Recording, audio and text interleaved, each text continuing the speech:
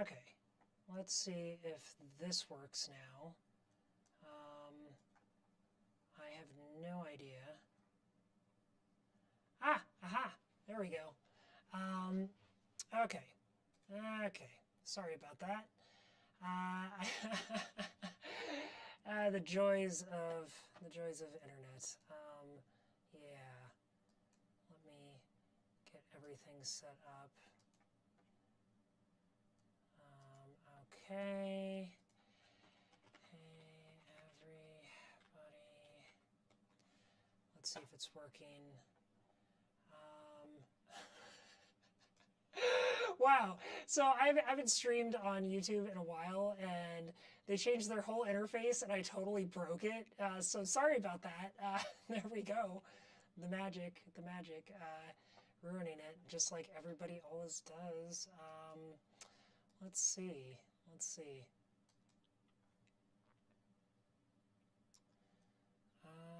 Okay. Just so you know,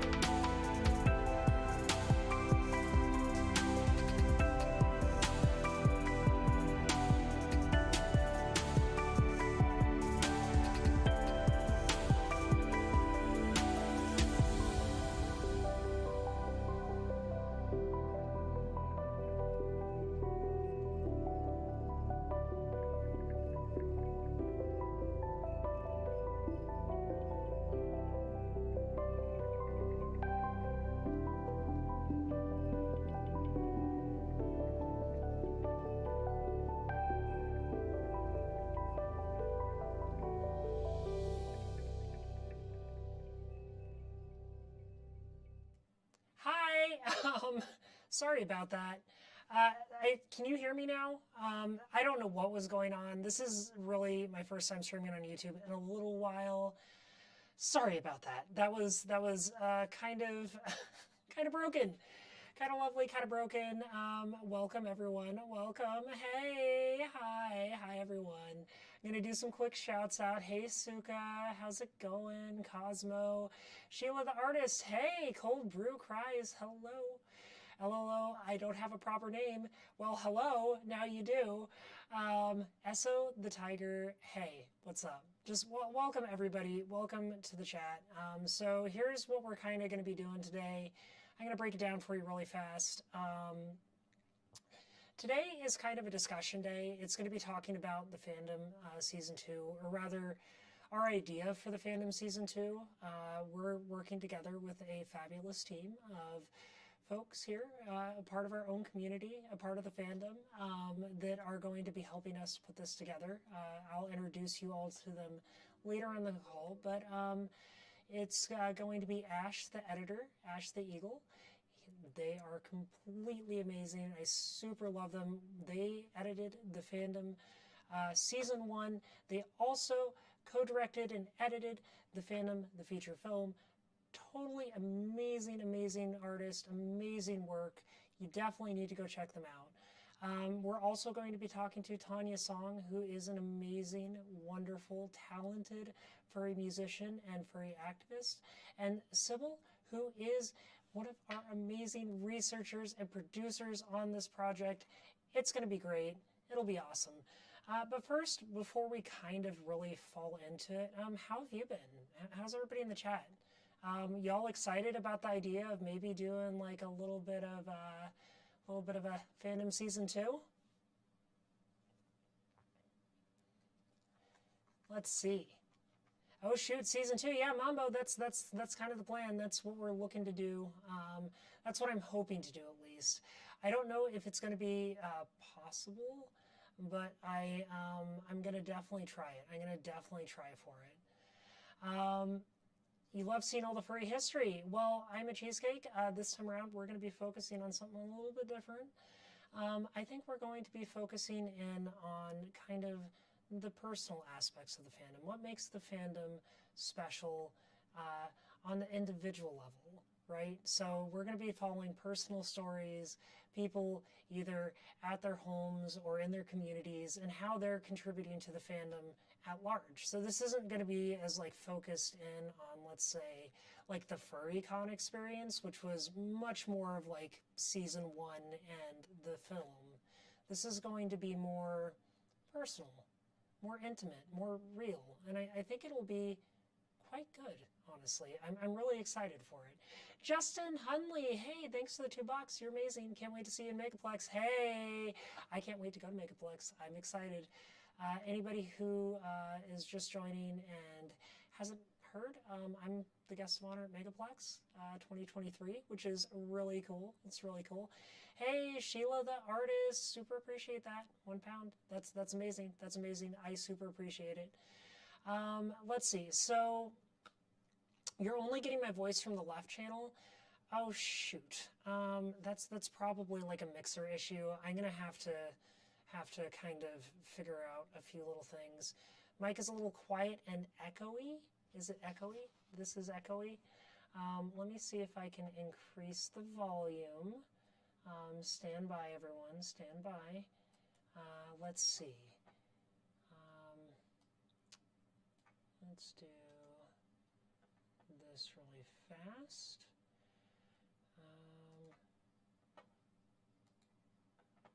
Hold on.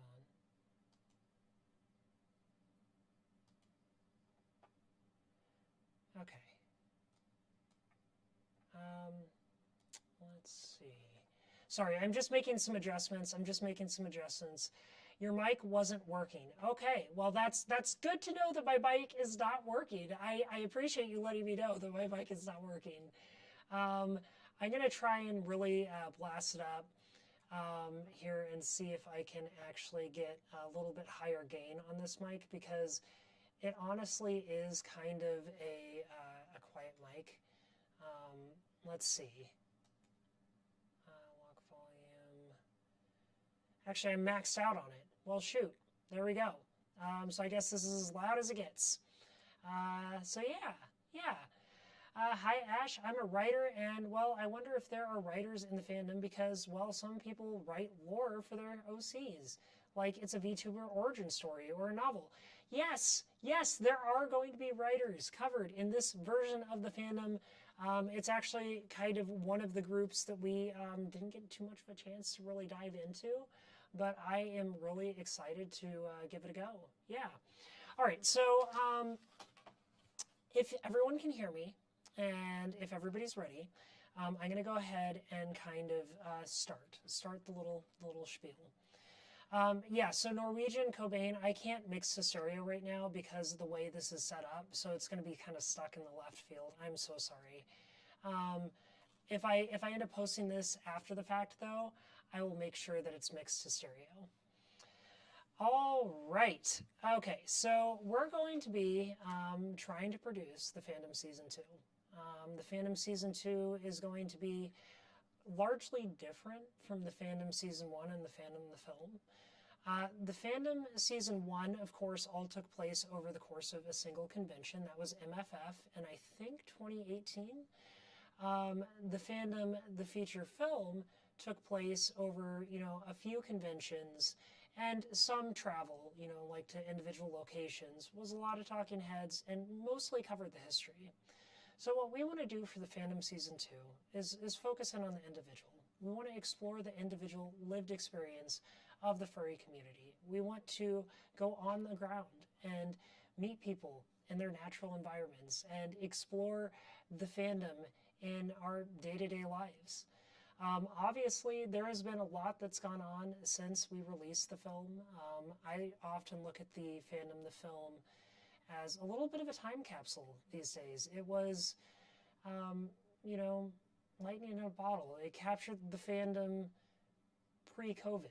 And I mean, of course, the pandemic changed everything for us, and that's going to be some of what we touch on too. It changed the way we interact. So I want to focus in on some, the VR community, because I think the VR community is absolutely amazing. It's like really amazing.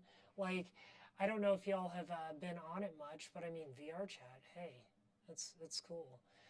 We're going to be exploring furry musicians. We're going to be exploring furry writers. We're going to be exploring every facet of the community that we can. And we're going to try and do this on a continuing basis. So what I want to get rid of and what I want to change this time around is I want to change the structure. I want this to be an ongoing series on the channel. I want this channel, so the channel you're watching right now, the channel we're here on, to be focused specifically on the fandom as a series. And I want there to be new episodes showing up once a month, twice a month if possible, but basically bringing forth this high level of content production for you. That's the goal. That's the dream, so to speak. That's really what I'm going to be pushing for. And to do that, we've put together a fantastic team of fellow furries and industry professionals, all from our community. I'm going to be bringing on Eric, also known as Ash, the editor Eagle, here shortly, and we're going to be talking a little bit back and forth. But before we jump into that, does anybody have any questions for me? Justin Hunley, hey, thank you. Will Megaplex 2023 be a part of the Fandom Season 2? I'm going to try and make it a part of the Fandom Season 2. Just so you know, I'm going to try and utilize all the travel that I have in this coming year to really kind of capture moments that I can, just because that's stuff that we don't have to subtract from our operating budget, which we'll kind of get to that in a little bit too. Basically, I'm going to be opening up a fundraising campaign to try and fund this project, and make this a real community project that kind of exists throughout the fandom. Let's see here. Let me check a few things. If you talk about VR, will you give a little history about previous virtual worlds like Second Life that preceded VR? Yes, I will. I think that I want to give topics a lot of time and a lot of breath. So something we ran into on the Fandom the Film is we acquired a mass amount of content, a lot of amazing content. I think we shot close to, it was several hundred hours of footage. Now, of course, the film is only 90 minutes. And that is kind of the nature of making a film, mind you, but we wanted to dive into so many more different topics that we couldn't really find and justify the time for in the film. And that's why I want to do this as a series this time around, and that's why I want to focus on it in the long form. So I want these episodes to be, like 30 to 45 minutes each. I want them to cover a topic in its entirety. I want them to show the real heart and soul of our community. So yes, if we were covering virtual reality spaces for furries, we'd go into Second Life. We'd explore what Second Life was for the fandom and still is for the fandom. We would go into VR chat and explore the changing landscape of what that is like for members of our community. And I think we talk at every level, people who've been in the fandom since the beginning and people who just joined. I want to see the most diverse fandom series ever. Okay, let's see. Let's see. Ash interviews are way better than what Vice brings out on the front lines of Ukraine. Hey, I appreciate that. That's cool. Ash, I've never seen your show. Is it good? I think it's good. I like to think it's good. I'm excited for season 2 of it. But yeah. Is the project animated and the background music will be composed? Yeah, so we're going to have some animation in it. We're going to have animators a part of the project. And we will have composed soundtrack, and a composed soundtrack by Tanya Song. Yeah, okay, so I'm going to go ahead and bring on Ash, so stand by 1 second. Bear with me here. Let's see if I can get this working. All right, I'm going to just poke him real fast. Okay, let's see. Just waiting on the response. 2 Ashes are better than 1. That is why we made Ashes to Ashes, the film business. Okay, so I'm gonna get this set up, and we're gonna see if it actually works. Okay, let's see. Let's see. Can you hear me, Ash? Well, shoot, I can't hear Ash. Hold on. Can you all hear Ash?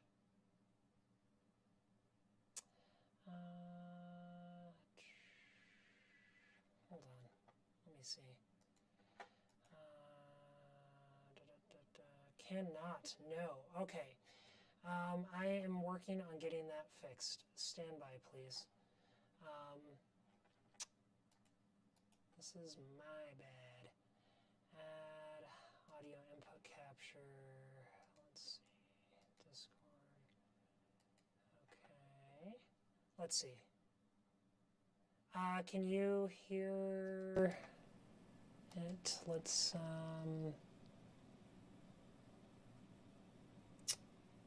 try this. Can you hear Eric now? I'm still here. Can you hear me? Okay, Discord appears to be working. Now I need to make it... Wow! Yeah. Yay, technology! Yay, it's great. Okay, 1 second, y'all, 1 second. And 1 second, Eric, I am... Okay.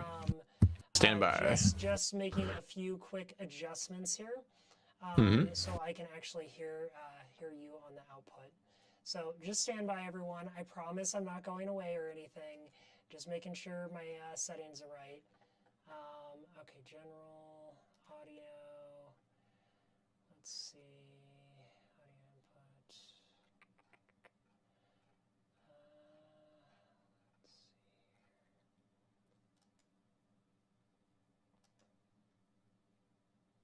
Your left ear loves this. That's wonderful. Just 1 second.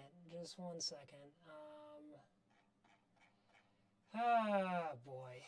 The joys and joys of live streaming. It's a monitoring device. Okay, let me see if I can make this actually work. Voice meter banana. Oh, technology. Yes, I can hear you, finally! Oh, yay! Hello. Oh my god, here we are! Look at this! It's amazing, it's almost like we're live. Wow. Okay, so everybody, this is Ash. Yes, this is Ash, the other Ash, the editor Ash, the amazing co-director Ash, Ash the Eagle. Are you ready? Hello. Coming through loud and clear, I hope. Yes, you are. Yes, you are.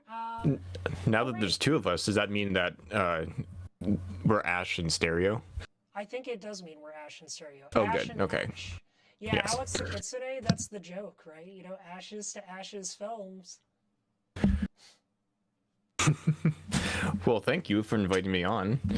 Of course. So, Ash is going to talk a little bit about what it takes to kind of put together one of these projects. It takes a lot of work, is what it takes. Mm-hmm. um, yeah, so I am an editor, so I do a lot of work on the post-production side. So after everything has been shot, in this case, Ash Coyote is usually doing the bulk of that work. So once she hands off her filming to me, I start the process of actually putting it together into the products that you see. So I do a lot of reviewing the material, which takes a lot of time where I go through and find the best shots, take a lot of notes, and then I start assembling into scenes based upon the content. Ash and I usually go back and forth. We usually draw up note cards of different topics that reoccur, themes, important details we want to include.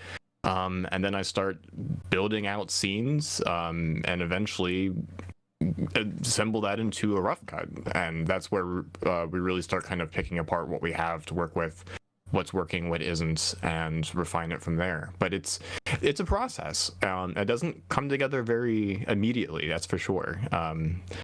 You may have an hour and a half movie, but as Ash was saying, we filmed hours to get the content we needed to like put that together, and then it takes many, many more hours to like review it and get the best story that we can out of it. So it's a labor of love, but I love doing it. It really is. It really is. I mean, so, Ash, how long have you been an editor?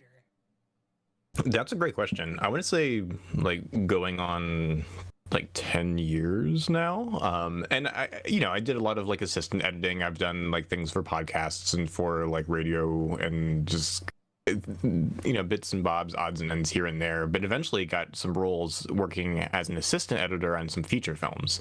And some of that work actually took me out to Colorado, which is where I ran into you for the first time. And then we discovered that we were both into film and had a lot of similar interests. And I think I was even actually interested in making a film about you at that point in time. And then we ended up collaborating together and taking things in a completely different direction. And I think we ran into each other again at MFF. And that was around the time you asked me if I wanted to help out on the Fandom series the first time around, which I absolutely wanted to. Yeah, of course. Yeah, it was. Oh God, that. It feels so long ago now, doesn't it? Like it feels like forever ago. It was kind of a different world. It really was. I mean, the fandom's changed a lot. Yeah. It's interesting to me that we made the feature when we did, because we sort of captured the community in a moment in time in which it's kind of like changed from forever, just because of the nature of the pandemic and the way we had to adapt. But I think it's also created a lot of new opportunities for stories, particularly as we were mentioning with like VR. I think that opened many new avenues for people and artists and like VTubers and that kind of thing to like really express themselves in ways that we haven't seen before. So as a filmmaker, I'm always kind of trying to look at the positives, and there's a lot of new opportunities that we can explore now with the time that we have. So I think that's what I'm interested in with this new season, really, is to explore less like global stories and maybe like focus in on how individual people represent themselves as a furry. So they're not necessarily representing the community at large, but we're seeing the diversity of ways that furry can manifest and really touch people's lives. I mean, I think that's something that we kind of walked away from both the series and the film, realizing that, like when we made the film, I think that we wanted to give non-furries something to be like, oh yeah, that's what a furry is. But ultimately that ends up speaking for people, and it takes away kind of the individualistic nature of the fandom.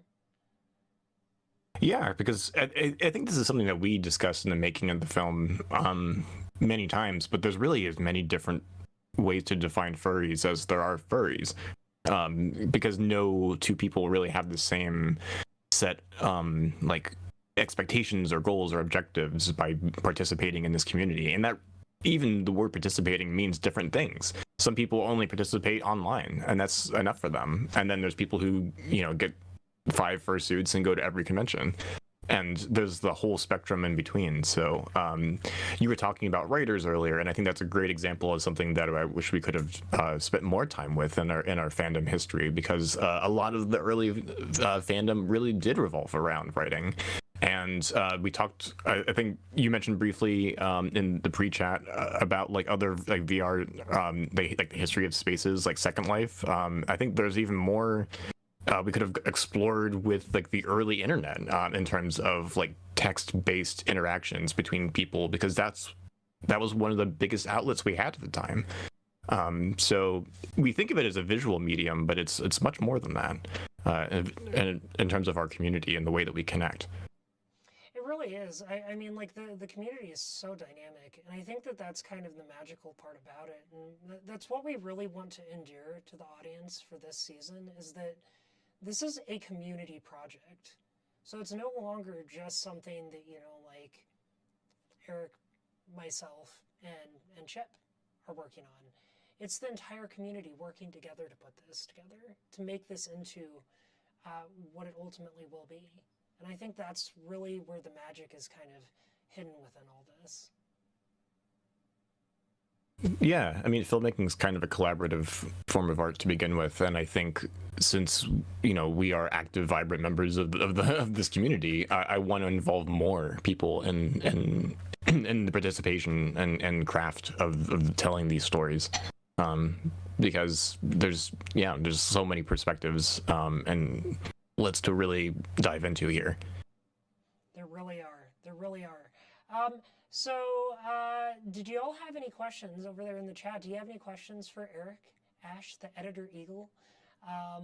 If you do, drop them down there. We're going to just kind of have a little bit of a conversation back and forth now. So, Eric.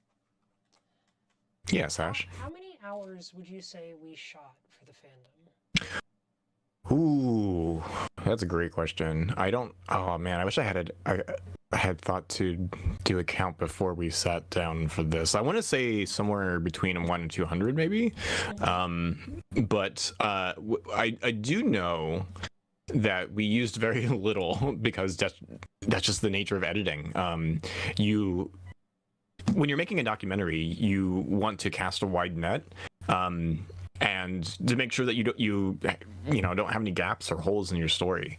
And as you cut down in the editing process, you end up with like the best material that you have captured throughout your entire process.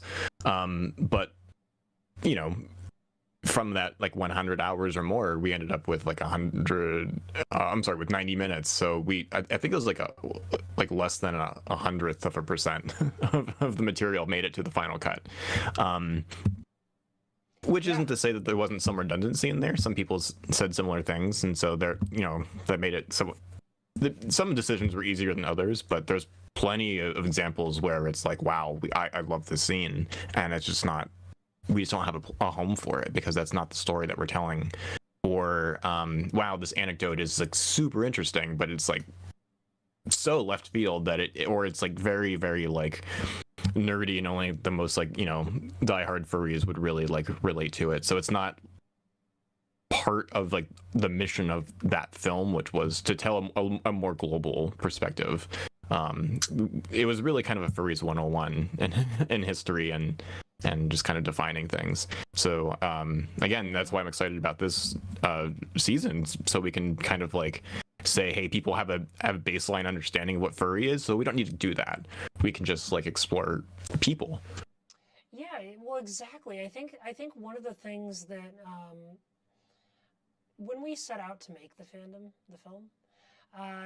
we really wanted to create something, that was kind of like the beginning, the start of a project, and we got that start. However, we had a pandemic interrupt everything else. And so, like here we are a few years later, picking it up and actually going for it. And I think that's the exciting part for me, really, is kind of being here and seeing the community different than what it was, but still amazing. Yeah. So we have one question here. Oh yeah. Any other video projects in the making? The answer is yes. We do have one more. Mm-hmm. It's actually going to be released here on a festival circuit here, I think, soon. Um, more to follow. More to follow. It's been the project that I've been working on for the past 2 years, I think. Two? Sounds about right. Yeah. Yeah, sounds about right. Um, also, Justin, thank you for the $2 donation. Are we going to FWA? I won't be at FWA. Will you be at FWA? I won't, but to be honest, I haven't done too much planning for my 2023 tour yet. Okay. So I don't know. Okay. I mean, no worries, no worries. So I think we're gonna call it with Ash, unless you have anything else to say. Are you asking me? Yeah. Oh, no, just that I'm excited. I guess I can pass the baton here because I'm excited for everyone to meet the other members of the team. I'm excited too. I'm gonna go ahead and message them and start to switch over the calls. So, Eric, Ash, have a Yes. wonderful rest of your day. Thank you so much. You as well. And goodbye, everyone. Thank you. Thank you for coming. Thank you for joining us. Bye. Thank you. All right, so everyone, that was the wonderful Ash, the editor, Eagle. Super amazing, super awesome. Love them lots. Okay, so we're going to be going into a little bit more. Where we're going to be talking to a couple other folks here really fast. So I'm going to bring on my research team here real fast. So these are this is my research team and story producers. Stand by. Are you ready? Let's see. Ash is losing volume. No! Okay, let's see if this actually works this time around. And all right.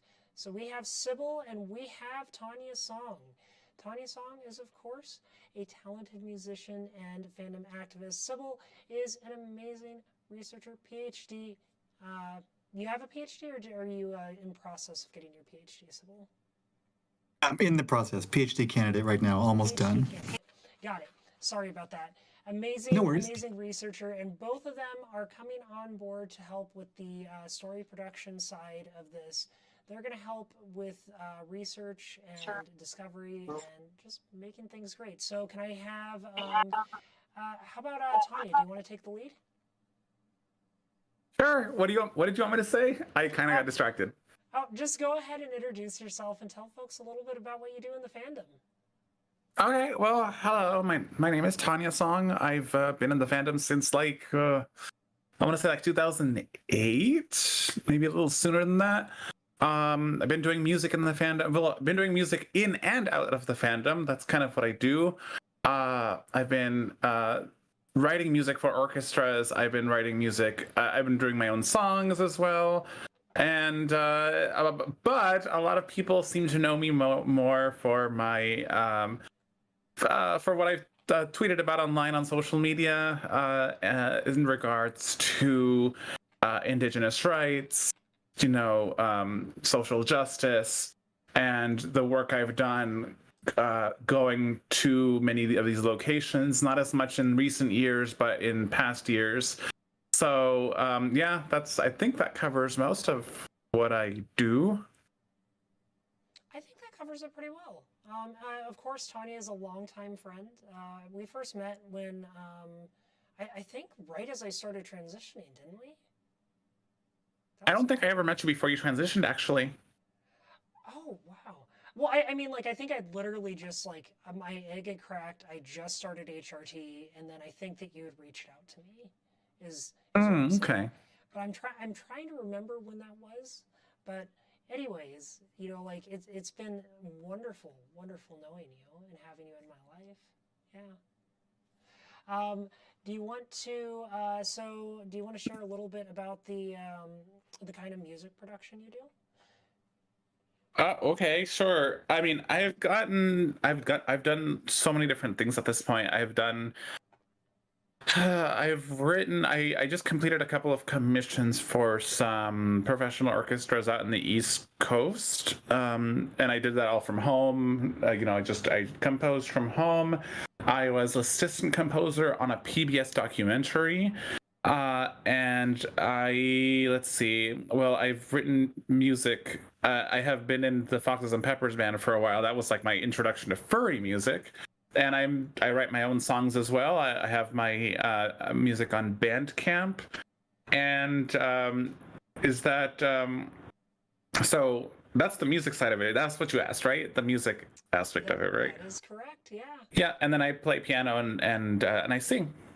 Yeah, and Tanya is also going to be the composer for this season.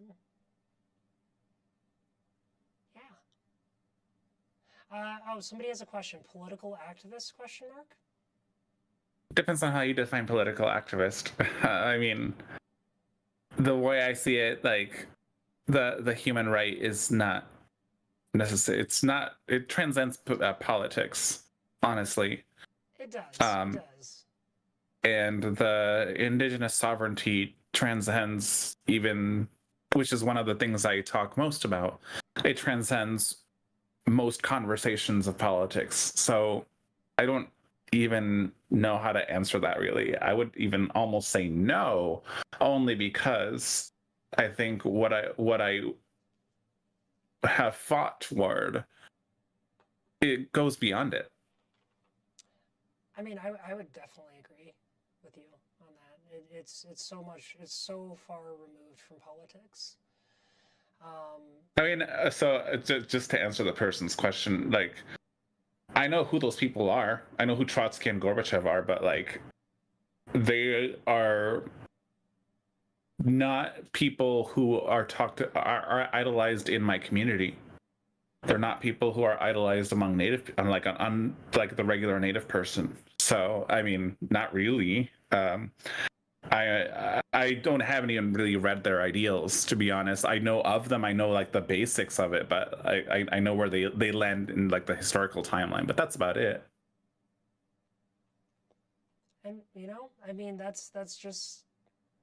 Oh, they say, oh, okay, very understandable. There we go. Yeah, that's yeah. So I mean, I think that like that's one of the areas that we really want to expand further on, though. Yeah. Also, I promise I'm not gonna. I'm gonna let you relay the questions to me in the future. But somebody asked what genres I do, and I guess I didn't answer that. And that's actually a really kind of pertinent question to my whole music thing. So I mainly do like it's kind of a the songwriting I do is like a sort of a fusion indigenous and country and rock, and with some Latin American as well. And then I do the orchestral classical music stuff as well. And I am a classical musician as well. Yeah. And an amazing vocalist. Well, thank you. Yeah, I wanted to throw that out there too. Yeah. So let me introduce Sybil really fast too.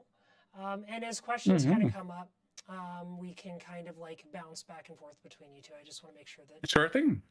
Sybil gets to say hello. So Sybil is also joining our team. So both Sybil and Tanya are working as story producers for us, the researchers, and essentially helping us to kind of gather together and form these ideas that we have into something that is tangible. So Sybil, can I have you go ahead and introduce yourself? Yeah. Meow meow. Hello. I'm Sybil, or you can just call me Hazel as well. I use both names. But yeah, I'm like you kind of already said, I'm a doctoral candidate. I've been my whole research, my whole thing is really just thinking about furries. But specifically, my projects, everything I've been doing for the last 4 years, kind of circles around like queer and trans people of color who are also furries. So it's really focused on our experiences, our feelings, and most importantly, this kind of broad question of like, what do our personas do for us, if that makes sense? Like there has been like research done on furries, but it's generally predominantly white, and it's also kind of just like data gathering, like this is who's here, this is here. But my work's more about, I think, feelings and really kind of getting at, I think, what this documentary is trying to get at too. Yeah, I mean, I think that that's what we're all seeking is that human connection, right? That the Yeah. connection to the subjects and what makes us human and what makes us furry. Yeah. Yeah. So this is the team. Say hello, everybody, to the team. If you have any questions, just feel free to ask. Feel free to ask. Throw them down in the chat. We'll kind of chat back and forth here now. So, Sybil and Tanya, how long have you both been in the fandom? Who wants to go first? Sorry. Either or. Okay, I guess I'll go first. I've been in the fandom, or I've been a furry for since I was 13 or 14, I'd say. I tried to check it recently, but 13 or 14, and I'm 33 now, going on for 34. Oh wow. Yeah, and I said earlier that around 2008, but I think it was earlier that I actually found it, but I didn't get to like engage in it until later. That makes sense. It's always tough, isn't it? Like when you're trying to define when you found the fandom, it's like, hey, hold on a second. I really liked Robin Hood. Does that make me a furry? Right? Can I just say that like I feel like I'm kind of surprised how few furries were introduced to the fandom by this piece of media that I never hear furries talk about, and it's very fascinating because everyone talks about Robin Hood. The thing that got me into furry was Googling like images of road rovers. Oh my god. And I'm amazed how few furries even like. I never hear road rovers mentioned ever in the fandom. Hey, there's a dedicated Road Rover fandom. Okay, it's like Road Rovers, with Street Sharks, Biker Mice from Mars, all those. I didn't know that actually. That's interesting. Oh geez, sorry. I might like old cartoons. Or it might just be old. I don't know. Yeah, Road Rovers is that's classic. That's awesome. Street Sharks is my jam. Hey, that's awesome. It's kind of funny how we're getting to enough time has passed where saying that you like that show or one of those shows that you just mentioned, it kind of ages us. Yeah, it does. If anybody didn't know this, I'm like I dye my hair. I'm like an old grandma now. I'm kidding. I'm kidding. What is the age of gray muzzle, anyways? Oh my gosh, that's such a wild conversation I keep having with so many people sometimes. I even saw like a tweet that was just like, if you're over 30, you're a gray muzzle, and I'm like, what? Yeah. It's so strange. I'm like, and I don't, am I? So I have no idea really. Who's to say, honestly? Yeah, I feel that. Jeez, I mean, like I feel old. Does that count? Yeah. So let's see. I'm not seeing terrible tons of questions here. So really, let me kind of like round this out a little bit. So what we're really wanting to do here with this project is foster community. We want to give back to the community that has helped us in some ways. We also want to help change the community for the better.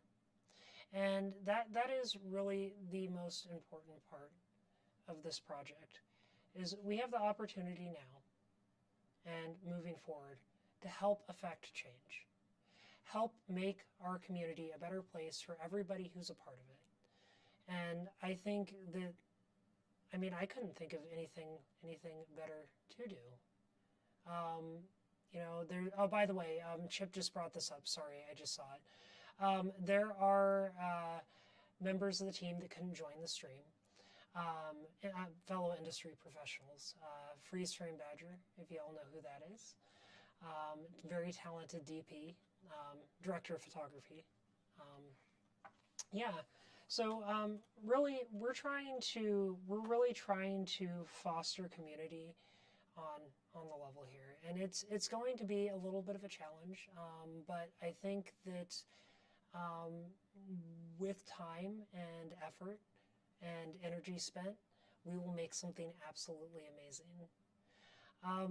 Did you want to share anything about how the fandom has impacted your life, Tanya? Yeah, sure. Just a second. It's okay. Why doesn't Sybil go first, actually? Sybil, you're on the spot. You're under the Sure. spotlight. Yay. No, how has it impacted my life? Oh my gosh. In I would say so many different ways. Also, is my mic good? Can you hear me well? Mm-hmm. Well, you're actually a lot louder than both of, or at least louder than Ash in my end. Oh wait, you're a lot louder than Ash on my end too. Okay, I think Ash is just not loud enough then. Yeah.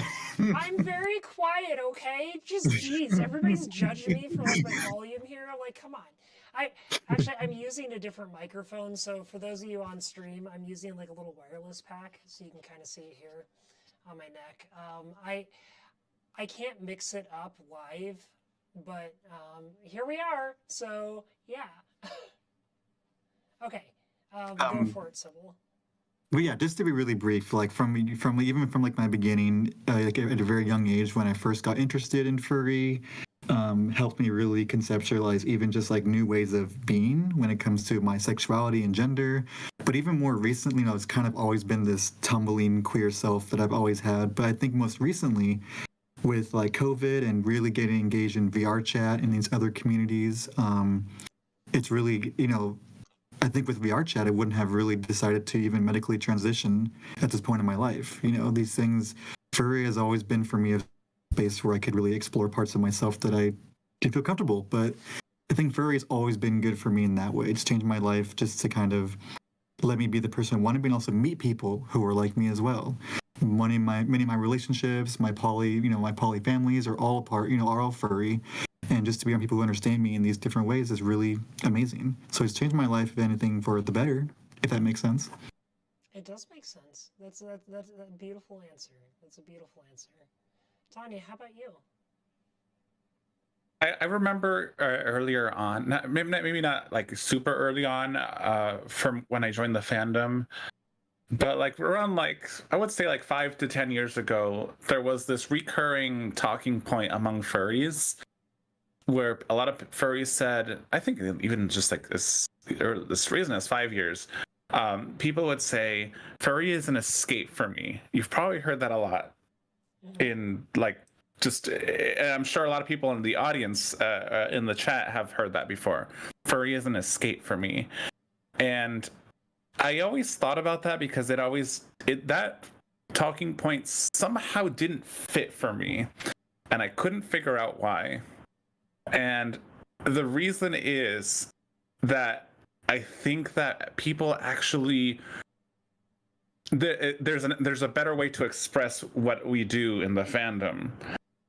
Because when I thought about it, I said, this is not an escape for me, because through my fursona, I'm expressing all the things that are going on in my real life, including all the activism I've done and all the like the outspokenness I've done. And I've done that now because I didn't feel like creating two different. It started out by not wanting to create two different social media accounts, so I ended up creating this furry account, and then I went out to these like locations to do like this like on the ground, you know, activism work. And then so these two very different demographics started following me. And I realized, see, furry is not an escape, and it can't be an escape because all the things I am experiencing, I'm projecting onto my fursona, and it's helping me express my experiences. So, and I think this is true for a lot more people than just me. It's not an escape. The furry fandom is not an escape for people. It is an extension of their realities. It is. It really is. It's a way to express it. It's you know, it goes beyond it, because I think by saying it's an escape actually cheapens like the actual experience, the actual. And for some people, maybe it is just an escape. Like, I just want to be an animal for now, and then I'll go back to work to my job later, and then that's how I balance my life. So it's not like, obviously, you know, my experience is not universal, but I hope that makes. I think a lot of people will relate to that expression rather than the escape expression. Yeah. It's interesting how many folks we interviewed mentioned it as an escape, right? And that's kind of like the go-to answer, isn't it? I almost think like people say it because they've heard other people say it, and it's like it's simple enough. And it kind of just like gets a simple point across. I guess Sybil was gonna say something though. Mm-hmm. Yeah, I totally agree. Like, I think, what made me think about what you were saying, like, Tony, was just like this element of like, like my, when I created my persona, when I'm embodying my persona, like, my persona is, like a collection of like this politicized body that I'm in, this racialized experience that I'm in. So everything in me is in this persona. But also, there's elements of it where I do escape, but it's like you're right, like it's like momentary, or I get to choose when to be absent of these things. But I am, it's not an apolitical figure in a way. It's still very much a collection of like my lived experience, which is, I can't escape, if that makes sense. So it's complicated, and it's not this kind of black or white thing. It's more of like, it's like a really messy arrangement, if anything. Yeah, for sure. Absolutely, absolutely. So I'm gonna see if I can actually make this mic work a little bit better. I was paying attention to the chat a second ago, and everybody keeps on talking about how quiet my mic is. I'm so sorry that I'm so quiet. It might be a matter of using a different microphone. It might be. This is the only one I have at my immediate disposal, unfortunately. But we're in it. It's okay. So let's talk a little bit. Let's maybe you can switch to the webcam mic. Oh, I might be able to switch to the webcam mic. Let me actually see if that. Hang on. And possibly, I mean, I don't know if you know how to do that, Sybil, but I think that we can lower our own microphones so that everyone can just turn up. Sorry about this, chat and everybody. Well, actually, I'll let you try that first, Ash, and then if you can't get it to work, I'm gonna see if I can lower my mic so that we're like more or less even.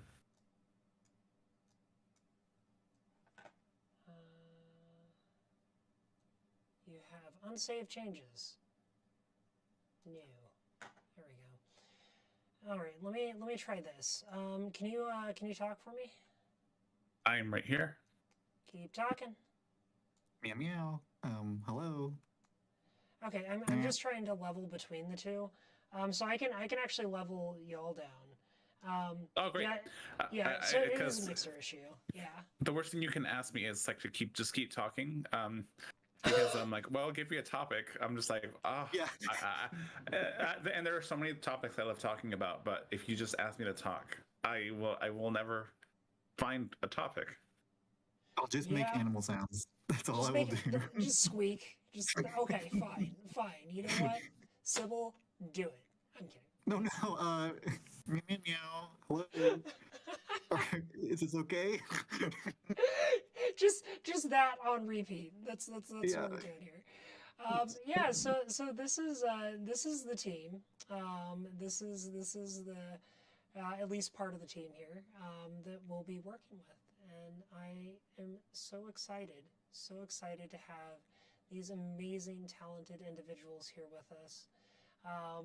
We are all queer on this team. Actually, with the exception of Chip, we're all trans. Kind of amazing, huh? I love that. So, yeah. It's going to be I think this is going to be a really fun process, and I'm so thrilled to introduce you all to everyone, and just kind of get this out there and get this moving. So if y'all can, please keep your eyes open for our fundraising campaign.